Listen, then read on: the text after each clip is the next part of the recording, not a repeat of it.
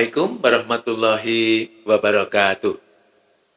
Semoga keselamatan, rahmat dan barokah selalu tercurah melimpah ruah kepada kita. Amin. Selamat bertemu kembali dengan channel Pam Coach, channel berbagi inspirasi untuk keluarga penerus generasi. Pada kesempatan kali ini, saya akan berbagi inspirasi bagaimana cara mengatasi anak yang suka mengumpat.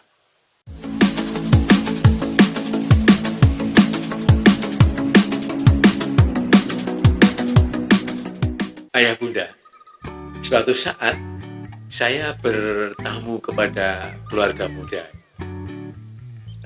Keluarga tersebut mempunyai 2 anak. Yang paling besar anaknya usia 10 tahun. Pada saat saya mengetuk pintunya, ya kebetulan anak yang tertua itu yang membukakan pintunya, namun ibunya ya berada di belakang, dan kemudian anak tersebut memanggil-manggil ibunya dengan suara yang sangat keras. Kemungkinan ibunya masih sibuk di belakang, sehingga tidak menjawabnya. Kemudian si anak tadi memanggil-manggil lagi ibunya dengan suara yang keras. Tidak terduga oleh saya. Ya. Pada saat itu, karena ibunya tidak meresponnya, maka dia mengucapkan atau mengumpat dengan kalimat yang tidak pantas saya utarakan di sini. Binatang kaki 4 yang keluar. Ini yang saya menjadi prihatin. Ada lagi satu hal. Di sebelah rumah saya itu ada lapangan voli, biasa digunakan untuk voli. Itu setiap hari, setiap sore, begitu jam 2, jam 3 itu sudah terkumpul anak-anak kecil, ya sekitar usia SD sampai kira-kira SMP kelas 2-an gitu ya. Anak-anak itu bukan berasal dari sekitar tempat saya saja, tetapi kira-kira dari beberapa RT yang lain, kira-kira radiusnya 2 km dari lapangan tersebut. Asik sekali memang pada saat menyaksikan anak-anak bermain sepak bola yang demikian ceria banget, luar biasa. Namun ada sesuatu yang saya juga prihatin, karena begitu dia meluapkan kegembiraannya itu, kadang-kadang itu terselip kata-kata yang jorok, yang tidak senonoh, ya umpatan-umpatan yang tidak begitu enak kita dengarkan. Nah, ini menjadi keprihatinan kita. Ayah bunda, kemungkinan ya Anda mengamati juga kemungkinan anak Anda di dalam rumah itu nampaknya tidak ada apa-apa, baik-baik saja. Tetapi kalau misalnya sudah keluar dari rumah, kemungkinan juga akan terpapar kata-kata yang demikian itu, kata-kata yang tidak pantas diucapkan oleh anak-anak tersebut. Dan ini menjadi keprihatinan kita, atau paling tidak kita waspada. Sekarang permasalahannya bagaimana agar anak kita itu tidak terpapar oleh kalimat-kalimat jorok yang diucapkan.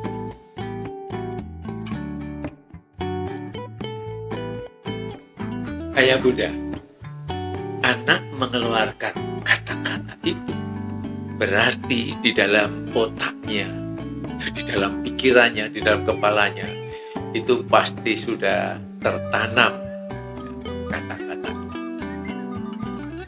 Nah, sekarang yang menjadi masalah adalah dari mana itu ya asal usulnya kata-kata yang diucapkan oleh anak-anak kita yang demikian itu.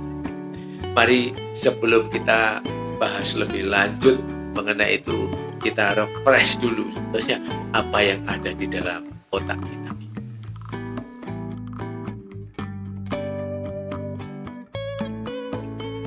teori the human model of the world yang dikembangkan di dalam neuro linguistic programming, bahwa di dalam otak kita ada potensi sumber daya yang sangat dahsyat, yang itu akan bisa mempengaruhi perilaku kita. Sumber daya yang pertama yang given dari Tuhan Yang Maha Kuasa, dari Allah Subhanahu wa Ta'ala, yaitu di dalam diri kita ini diperciki sifat-sifat Tuhan dan diletakkan di dalam deep structure memory. Ada yang menyebutnya diletakkan di dalam core memory, atau ada yang menyebutnya di dalam olgu, ya. Terserah diistilahkan apa, tetapi itu memang sudah diberikan Tuhan, ya, given dari Allah Subhanahu wa Ta'ala, diberikan kepada kita. Itu potensi sumber daya yang pertama yang dahsyat, yaitu percikan sifat Tuhan. Itu adalah sangat bagus sekali, misalnya rasa kasih sayang, ya, keadilan, kejujuran, dan seterusnya. Dan kemudian potensi sumber daya yang kedua, yaitu yang berasal dari ayah bunda, yaitu diberikan kepada Tuhan, kepada kita juga, ya. Di dalam wujud fisiknya, misalnya di dalam anak keturunan itu ada yang mirip dengan ayahnya, misalnya hidungnya mirip dengan ayahnya, kulitnya mirip dengan ibunya, yaitu diberikan potensi yang demikian itu terwujud di dalam fisik anak-anak kita.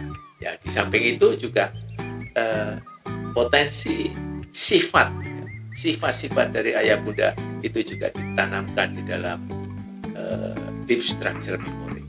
Sifat-sifat itu dari kita ini, dari ayah bunda, itu ada sifat yang buruk dan ada sifat yang baik, tertanam di dalam diri anak-anak kita. Yang ketiga adalah pengalaman hidup. Pengalaman hidup anak itu sendiri, mulai dari lahir sampai saat ini, itu bisa saja buruk, bisa saja bagus.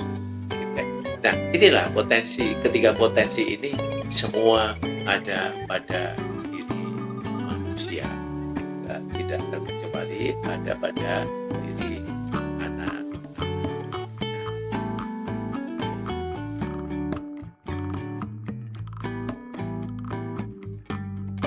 Ayah bunda, sebaiknya ketiga sumber daya tersebut dikembangkan bersama-sama.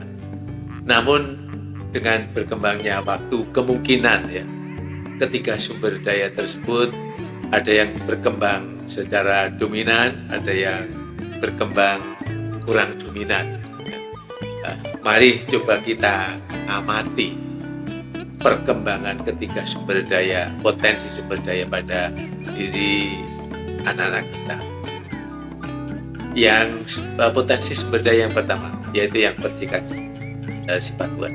Kalau itu yang mendominasi di dalam kehidupan anak-anak kita, maka boleh dibilang bahwa anak kita itu adalah perilakunya excellent. Karena apa? Karena yang berkembang adalah kebaikan, kejujuran, keadilan, kasih sayang, dan seterusnya. Dan kalau misalnya yang berkembang itu adalah potensi yang kedua, yaitu yang berasal dari orang tua, yaitu sifat-sifat baik buruk yang ada di dalam deep structure memory tersebut, maka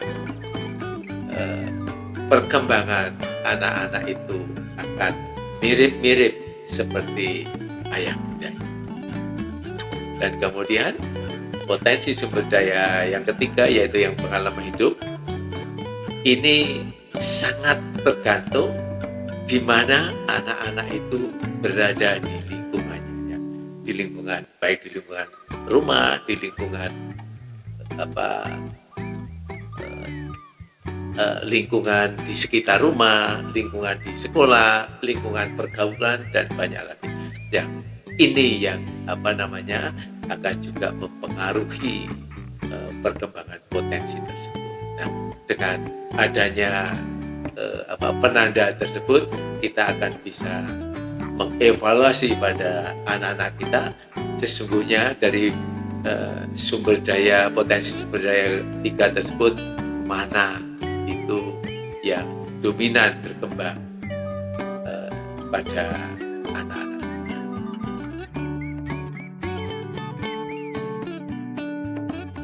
Nah, dari perkembangan ketiga potensi tersebut, ayah bunda bisa menduga kira-kira atau persisnya umpatan yang dikeluarkan oleh anak-anak itu kira-kira dari mana.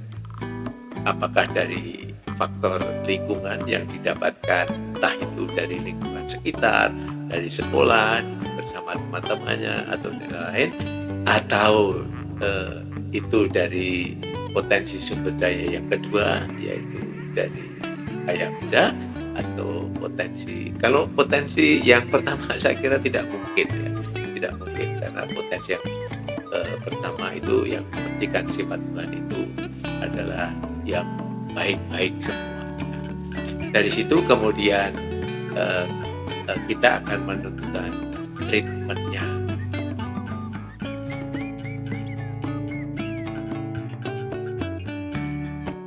Nah, setelah Anda mengadakan evaluasi dan mengetahui dari mana asal usulnya atau sumbernya kata umpatan tersebut, sekarang ayah bunda akan bisa memberikan treatment atau solusi kepada anak-anak kita.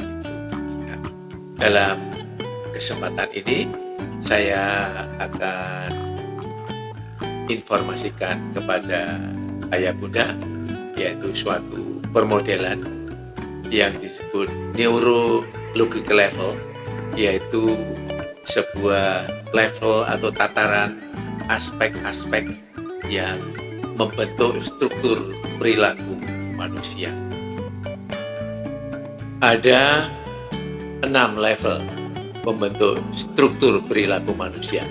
Yang pertama adalah environment atau lingkungan, yang kedua adalah behavior atau perilaku, yang ketiga adalah capability atau kemampuan, yang keempat adalah belief and value atau keyakinan dan nilai-nilai diri, yang kelima adalah identity atau identitas diri, yang keenam adalah spirituality atau spiritualitas. Nah, bagaimana neurological level ini bisa menyelesaikan masalah?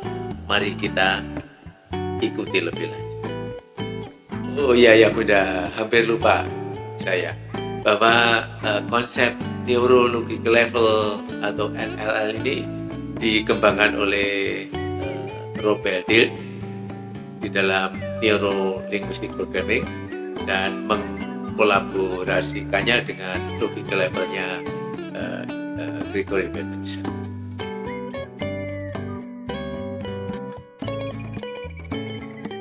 Di dalam melakukan treatment atau memberikan solusi dengan konsep neurological level ini akan bisa dicapai dengan efektif dan efisien jika solusinya menggunakan satu tingkat lebih tinggi daripada permasalahan. Yang saya maksudkan adalah begini.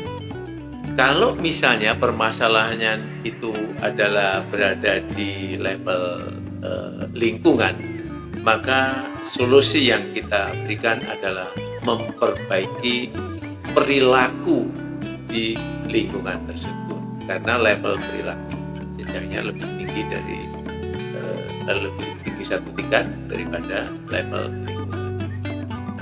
Seandainya permasalahannya di tingkat perilaku, maka treatment yang kita berikan adalah menggunakan satu tingkat di atasnya, yaitu dengan kemampuan. Jadi memperbaiki kemampuannya di tingkat perilaku. Seandainya permasalahannya di tingkat perilaku, maka solusi yang kita sampaikan atau kita berikan adalah satu tingkat jenjang yang lebih tinggi, yaitu dengan keyakinan dan nilai-nilai dirinya, yaitu meyakinkan bahwa dia mampu, begitu seterusnya. Nah, dengan demikian maka solusi itu akan efektif dan efisien.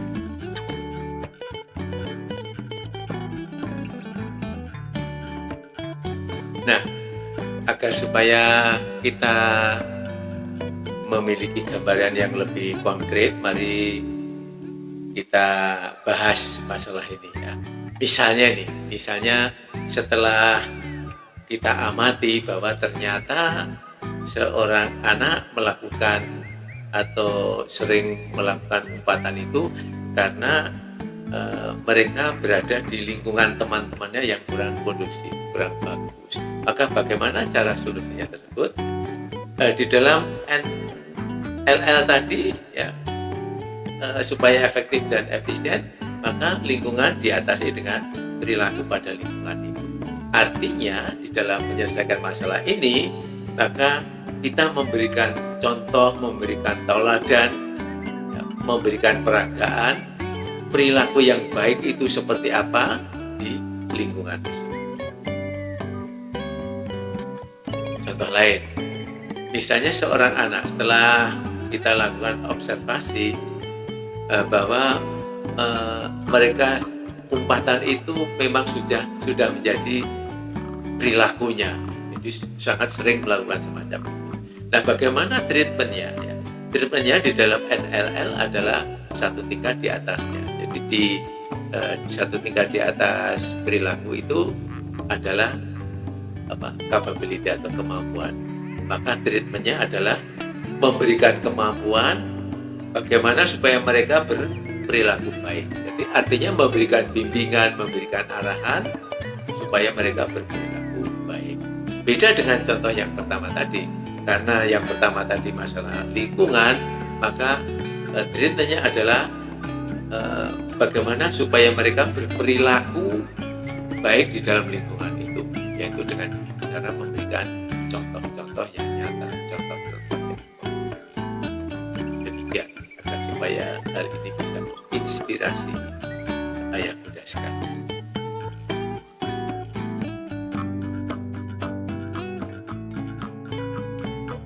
Demikianlah cara memberikan solusi atau treatment kepada anak-anak yang suka mengumpat dengan menggunakan neurological level. Jadi pada prinsipnya adalah melakukan treatment itu menggunakan level yang satu tingkat di atas daripada permasalahan tersebut, yang seperti yang telah kita uraikan sebelumnya. Demikian ayah bunda yang bisa saya sampaikan. Mudah-mudahan hal ini bisa menginspirasi ayah bunda sekalian. Jika ini dianggap oleh ayah bunda bermanfaat atau baik, maka saya mohon sudilah kiranya ayah bunda bisa menyebarluaskan kepada kenalan ayah bunda, detolan, keluarga, dan kepada siapa saja, sehingga hal ini tidak berhenti sampai di sini saja, tetapi bisa bermanfaat untuk orang lain. Harapan kami kita bisa dipertemukan lagi di kesempatan lain yang lebih baik untuk memberikan inspirasi yang sangat bermanfaat untuk hidup dan kehidupan kita. Saya mohon maaf barangkali di dalam menyampaikan ini banyak hal yang kurang berkenan di hati ayah bunda, dan saya mengucapkan terima kasih ayah bunda telah berpartisipasi di ini. Dan selanjutnya kami ucapkan billahi taufiq wa hidayah. Wassalamualaikum warahmatullahi wabarakatuh.